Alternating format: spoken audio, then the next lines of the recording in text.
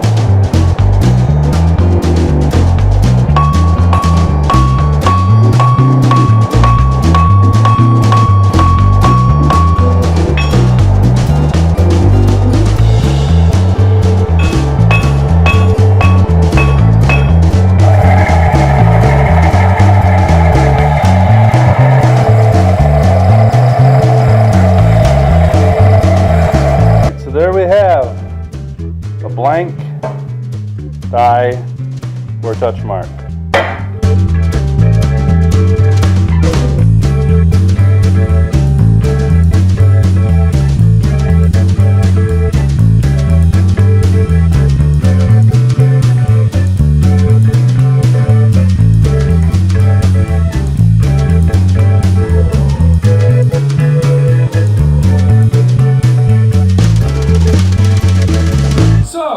We have two problems. One, I didn't invert it. When you're making a punch or a stamp or a brand or whatever, you need to invert it, because when you stamp it, it inverts. So you can't make it right, you gotta make it backwards. The other issue I have is I don't have any files that'll get into this little triangle area right there. And I need to get that all dug out to make my L. So first off, this L is the right way and it needs to be backwards. And I don't have the tools, the files small enough to get in there. So what we're gonna do is we are going to make two. We're going to make a W and we're going to make an L. And then we're going to stamp them into another piece, and then we're using that piece, we're going to make a full stamp. So this project just got a little bit bigger. But I will have a die so it'll be easy to make new stamps when I need to make a new one.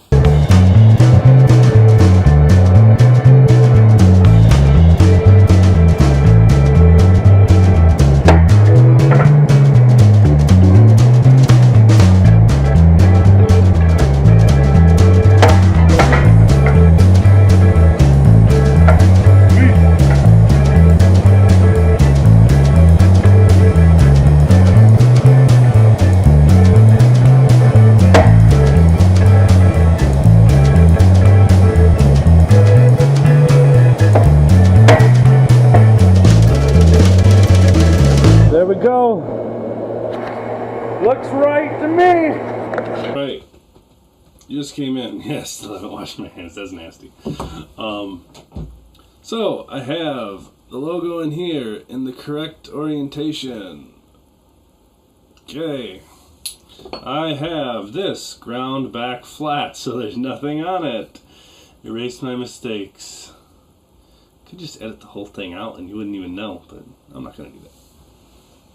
So this goes in the hardy hole, this goes in the forge, and then it comes out. This end's gonna be nice and glowing. I'm gonna go in here, and I'm gonna hit this end with the hammer, and it's gonna do the exact opposite of what it's gonna do for the rest of its life. it is going to change.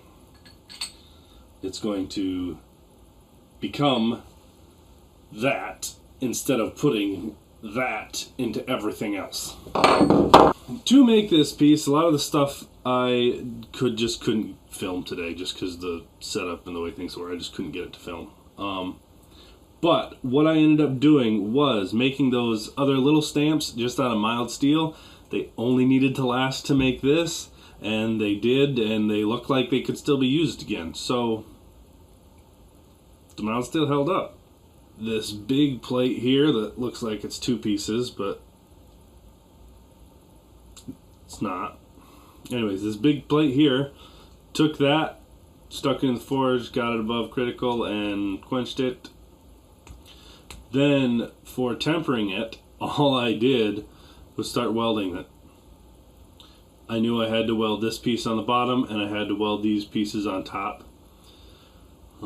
This piece makes a functional tool to go in the hardy hole, and these pieces just help line this up, and that's really all they're for.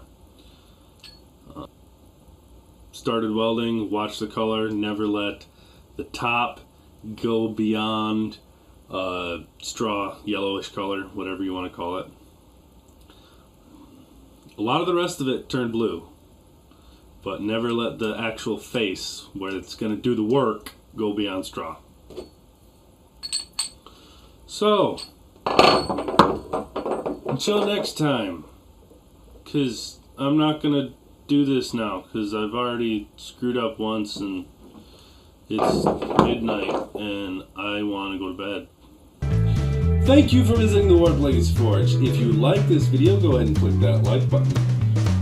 I also have some other videos. They should be showing over here. Check them out. There should be a button right here, pretty much covering my face up. Click it to subscribe. Bye.